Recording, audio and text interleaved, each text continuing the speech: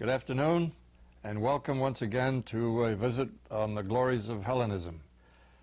Today we're going to talk a little bit about the saddest part of modern Greek history, and that is the occupation of Greece for almost 400 years by the Ottoman Empire.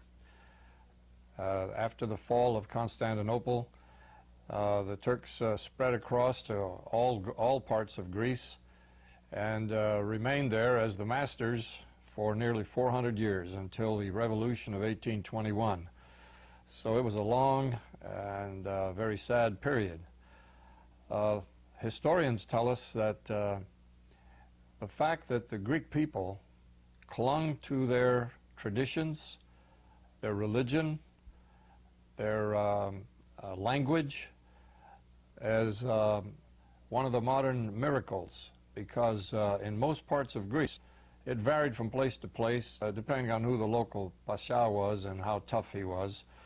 In some places they even allowed the Greek schools to continue, but in many places they wouldn't allow expression of religion, they wouldn't allow schools, so the Greeks had to devise a system of training and educating their children secretly, usually at night, in secret places. Sometimes these places would be somebody's home, other times in a cave, and they were compelled to change those places very frequently, because if the Turks caught them, they would put a stop to it and punish them, because they did not want to have any currents moving during that time of occupation that would inspire the local Greek people to assert their nationalism and rise up against the Turks.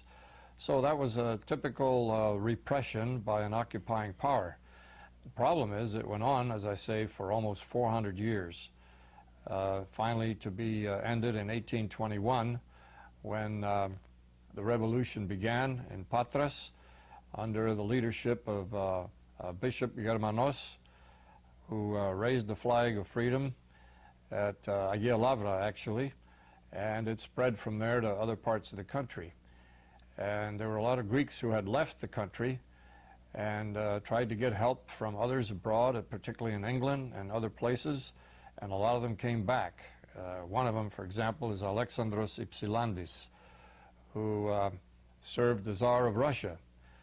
And the Russian Tsar, from time to time, was very friendly because they were co-religionists. They were members of the Orthodox faith, just as the Greeks were, and they encouraged the movement to liberate themselves from Turkey. And of course the Russians and the Turks had had a few little wars of their own, so they weren't the best of friends at the time, and anything the Russians could do to stir up problems for the Turks, they did, and that redounded to the benefit of the people in Greece.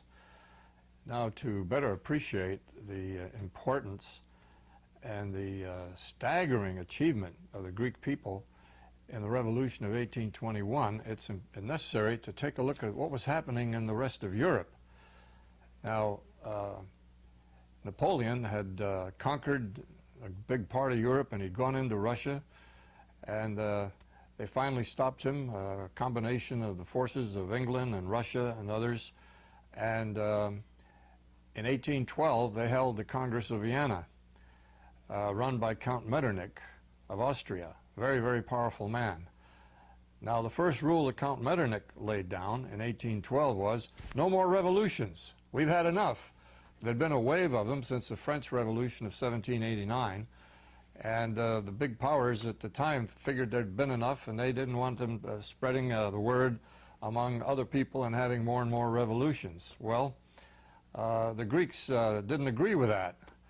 And in less than 10 years, this declaration took place in 1812 at the Congress of Vienna, and here we are 9 years later, the Greek Revolution flares up in 1821. Now, I say flares up deliberately because the Greeks had been rebelling several times against the Turks. There was the Orlov Revolution in the 1790s, which was squelched by the Turks and all their previous efforts, but they never gave up. They kept trying. So in 1821, Bishop Germanos in Petris raised the flag of revolution, and once again the Greeks fought to liberate themselves, and this time they attracted the attention and the sympathy and the help of other countries, which didn't bother to help them before. So they had people from England. Admiral Codrington is probably the best known for his contribution. They had people from other countries. They had volunteers from the United States and other free countries that admired the fight that the Greeks were putting on to regain their liberty. So it was a very dramatic period in history that attracted attention and goodwill and support from many people outside of Greece. But the war lasted for 7 years. They started in 1821, and it spread through different parts of Greece, but it kept going until 1828. And finally the Allies came in and intervened. They had the great Battle of Navarino, which you remember from the movie, where the combined fleets of the West were pursuing the Egyptian fleet, which the Turks had, which was pretty good and pretty strong. And they bottled them up in the Bay of Navarino, and they sank every Turkish ship that was in that bay. And that broke their backs because they needed these ships not only for their warriors, but for transporting equipment, supplies, and so forth. So that signaled the end of the revolution. We can't leave this subject without acknowledging the tremendous contribution of the Society of Friends, the Philikieteria, which were formed outside of Greece, consisting of Greeks and friends of Greeks, Philhellenes, the best known of which was Lord Byron, for example, who got together to get money, supplies, equipment, whatever help they could from other countries in Europe who were very sympathetic to the struggle of Greeks for their independence, without which they probably wouldn't have made it, or at least they wouldn't have made it by 1828. The struggle would have gone on for many more years.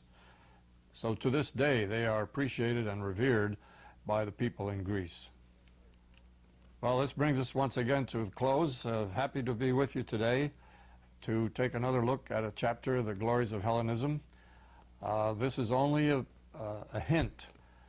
The purpose is to encourage you to look further into the books yourself, visit your local library, and talk to professors that you know in the area who know this part of history very well, and you will find yourself very much enriched in the knowledge of modern Greek history.